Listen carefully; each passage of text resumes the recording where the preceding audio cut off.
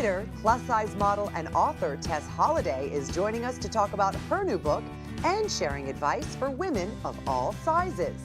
Plus, Maria is showing us how to make pom-pom garland. And I'm going into the kitchen to whip up a batch of my homemade chocolate pudding. Also, Orly is repurposing fashion into furniture with a DIY belt chair. We're all sitting here talking about how much love our pets bring to us every single day, and adopting a rescue animal is even more rewarding. I personally feel that way. However, walking into a shelter sometimes feels a little bit overwhelming. So here to help us navigate through those kind of, waters that can be a little bit challenging. Rough waters, yes, true. Pet rescue expert, Larissa. We Hi, love Larissa. you. Thank you. Love you too. Love all of you guys. All animal lovers here. Ken, I'm getting you a dog if it's the last thing I do. She loves us, but not as much as she loves her animals. Just No or way. my sanity. Orly has an amazing golden retriever. Yep. Mike over here does The Price is Right, and so he's got his spay and neuter every day, Yeah, which do we it. love. Yep. And then, of course, Chandler, we talked about her two Yeah. dogs and all the work you do. And a couple months ago, I did a segment on shelter tips and things to know before you walk into a shelter. And we had a good response, and so I've got a few more. The last time I talked about it, it was take an animal outside of a kennel to meet it, learn the basics of a kennel card, pack your patience. All of those things are on hallmarkchannel.com. So if anybody hasn't seen it, go on there. But today I have a few more for you. Okay, you say people should pack some paper. Yes, exactly. What does that mean? Yeah, pack your patience, pack some paper. So I talked a little bit about a kennel card last time, and I don't know if you guys know what a kennel card is. It's that calling card, basically, that dating profile that goes on every kennel so that it gives you a little bit of information about each animal. There's something called an A number or an animal ID. Depending on the shelter, they often, use a different letter. But if you look here, this is Fred's card. See where that's circled, that in yellow? That's the animal ID number. If you find an animal you're interested in, take a picture of that number or write it down on a piece of paper before you go find an employee to ask more information or to take it outside of its kennel. Oftentimes you'll go up to the counter, it takes forever, you finally get to the counter and you say, I want the brown Chihuahua, and they'll look at you like you're nuts, which is kind of what I said last time too. Yeah. So you want that number. That is your only way you're gonna find out more information about that dog, and they don't like you to take it off the kennel because they oftentimes get lost, and then people who are looking after you don't know any information. And then the dog might never get it. Exactly. So it's much longer to get adopted. It's so easy to just use your phone and snap a picture. You also want you want us to know something more about the kennel card and the health evaluation. Yes, huge. And everybody I know who's adopted an animal looks at that kennel card and says, oh, they say it's 6 years old. They get it home and they take it to their vet and they go, oh, it's 6 months. That big of a discrepancy? There can be. Here's a My kennel card goodness. example.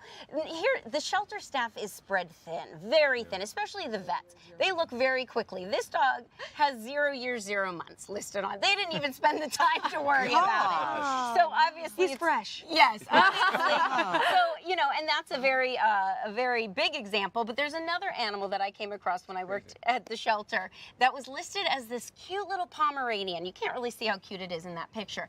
Listed as 11 years old and pregnant, verified by the doctor on staff. And I asked if I could foster it. I said, at least let it have babies in a home, and they said, no, we can't. And a few months later, I went back and I said, is it still pregnant? I know. Turns out, 1 year old, just fat. Wow. And then he got adopted. You never want to ask because you don't want to insult her. Right. You can ask that question. That is so hard. I mean, the moral of the story is that they do the absolute best they can. They're not trying to be misleading. But so 11 years to 1 year old, how come they thought, a 1 year old and an 11-year-old do not look the same? I know you've all been inside a shelter before. It's busy. It's a busy place. They get these animals in. It's like what's it called? Assembly line. They're looking in their eyes, their teeth, jotting the number down, and then into that Or it cage. could just And be a the next typo, one. as innocent a mistake as that. Absolutely, but a lot of times they are not labeled But correctly. remember, a lot of them are volunteering their time, Right. giving back. Take that with a grain of salt. And if you are looking for, let's say, a 5 and under, and you see 7, don't count that dog out, because honestly, it could be 4. So, you know? but you also say then, after you get that information, you should take the dog to or animal to an outside vet? Yeah, here's another tip for a lot of people, and they may not know. When you get an adopted animal, whether it's through shelter or rescue, a lot of times they will offer what's called a vet voucher.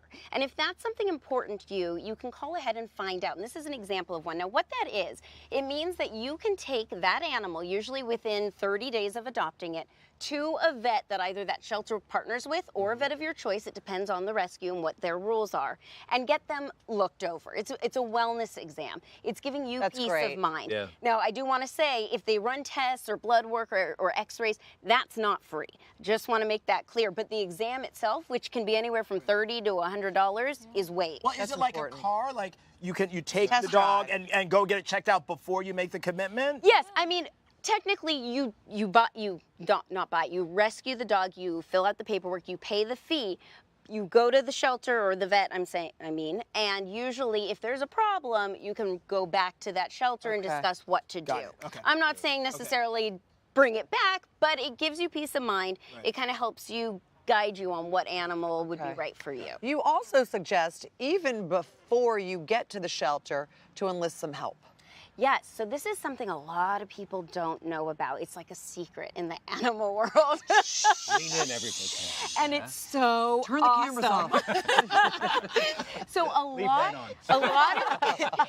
lot of animal trainers will provide a service where you can pay them $50, $100, however much they charge, to accompany you or you and your family to shelters or rescues and help you assess the animal that's right for you. This is Lauren. She's a trainer, and just for example, she will go with you to a shelter. She'll sit on the ground. She'll grab a ball. She'll see how reactive the animal is. She'll sit on the bench and see how the animal works with you. She'll go up behind the dog, like say you had a 3-year-old at home and you want to know if that dog is going to turn around and snap, God forbid. That's what they do. They can read dog body language much better than maybe you or me walking in. Well worth the $50. Oh yeah, oh yeah. I think that scares people off of adopting an animal in that situation because you go, hopefully for 15 years and I don't know what I'm getting. What I'm getting. You would never do anything else in your life and not get an expert to help. A lot of times people get the trainer after they have the dog, but get it before. Talk to them about your needs, what you have, what you're looking for, and let them help you. Do you know, if they have a vet on staff, like you said, at these shelters, most of it would make sense. It would almost make sense to have one of these experts on staff as well, a trainer that could work with the family. And some do. Some have spent a lot of time with each dog and do know the temperament and can help you through the process. But a lot of times it all goes back to the fact that they are just spread. Underfunded. And these are long-term commitments, but Yes. especially if you get a younger dog. I'm thinking all the dogs I've had, but well over 10 years of life, So you don't just go, No. These should be thought out decisions. Larissa, thank you so much. Thank you. Thank you very much. All right, when we come back, we're going to play Fetch with Mike. No, we're not playing Fetch. What are we playing? Oh, we're playing Divided with game show host Mike Richards. Ready for that option.